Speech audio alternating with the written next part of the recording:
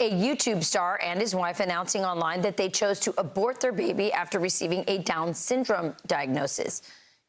Jesse Ridgway took to X to defend their decision, posting, quote, "This week, my wife and I made the very difficult decision to terminate the pregnancy due to trisomy 21, or Down syndrome. Down syndrome isn't a blessing. It is objectively a blank. I didn't realize just how rough it is for the child, let alone the family." Lila Rose joins me now, and she is the founder and president of Live Action, and she joins me now. Lila, it's so great to have you on. So one of the interesting things, he posted this, had video with him and his wife. They were crying about having aborted their child because they felt like this was some sort of terminal diagnosis, which it is not. And I'm living proof of that. So, but the backlash has been enormous. Have you, as you know, you've been fighting your whole life to change the culture and make it a culture of life where everyone is accepted. Are you heartened by the backlash towards this YouTube star? Yes, I think, Rachel, America still has a conscience because we know instinctually that this is a baby. When this YouTuber said, you know, we're terminating the pregnancy, and they were talking about their little boy. They'd already done a gender reveal. They had ultrasound images that they shared online. This little boy was 19 or 18 weeks old. And from the moment of conception, he'd been a precious human being that deserved protection. And now he was, within weeks, could have been old enough to survive outside the womb. And he was subject to an extremely excruciating second trimester abortion because he was deemed not good enough. And so I think America is still repulsed by eugenics, which is targeting innocent human life because they're not seen as good enough. And that's exactly what this YouTuber very publicly did. And the outcry was huge. Yeah, I think he really pulled the curtain back. I think all of us know that eugenics is happening. It's not just against the disabled, but also we know that there are people who wanted a boy and got a girl, and they're doing it. So there's a lot of gender abortions going on as well. And it's sort of pulling back the curtain.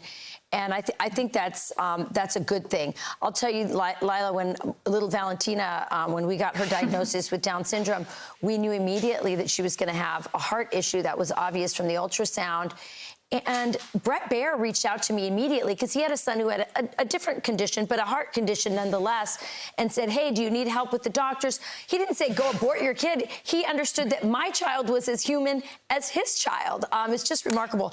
To that point, I want you to see what he posted about his dog who had a kidney issue. He wrote, "Sweets," that's the name of the dog, Sweets, "Sweet's super 6th birthday after she was diagnosed with stage 4 kidney disease last year around her 5th birthday. The vet said she had only weeks to live. If we were lucky, maybe a few months. 1 year later, she's still fighting. She's part of the 0.001% of superhero dogs that can continue living with no kidneys. We all need a hero in this life. Jenny has been one of mine." So here he is talking about his dog. Your reaction? When dogs are deemed more valuable and worth fighting for, even medically, than babies, than human beings, then we are on a path to doomsday in this country. The good news is this, again, disgusted, concerned, broke the hearts of truly millions of people who saw this YouTuber say this online. I pray for him and his wife that they wake up to the reality of what they did. And children with Down syndrome are precious, are gifts from God. This lie about the quality of life that has really pervaded our culture, that if the child won't have good quality of life, then they should be killed in the womb, has got to be rejected once and for all.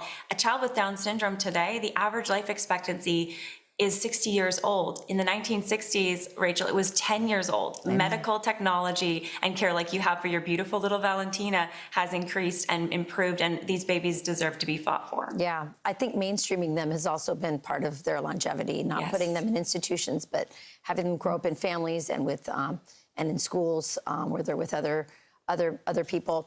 Lila, you're doing so much good work. Thanks for joining us and weighing in on this issue. Thanks for having me. Be sure to like and subscribe for all the Fox News latest on YouTube and catch full shows streaming now on Fox 1.